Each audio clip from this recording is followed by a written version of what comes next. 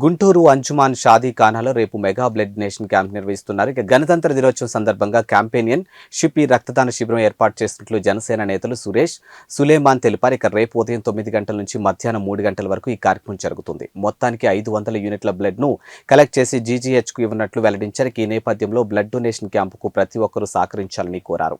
అనంతరం blood donation camp బ్రోచర్ను నేతలు ఆవిష్కరించారు. అందరికీ నమస్కారం.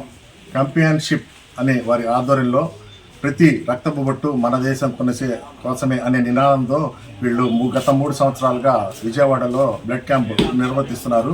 అదేవిధంగా ఈ సంవత్సరం గుంటూరులో అంజుమాన్ షాదీ ఖానాలో నిర్వహించడానికి సిద్ధంగా ఉన్నారు. ప్రతి సంవత్సరం ఆగస్టు 15వ తారీఖున అట్లానే రిపబ్లిక్ డే రోజున ఈ కార్యక్రమం నిర్వహిస్తున్నారు.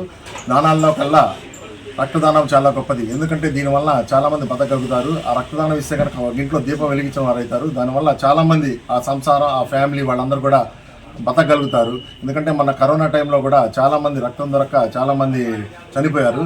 ఎందుకంటే దాని విలువ తెలుసు కాబట్టి నేను కూడా ఈరోజు ఈ కార్యక్రమం ద్వారా ప్రజలకు తెలియజేస్తున్నాను.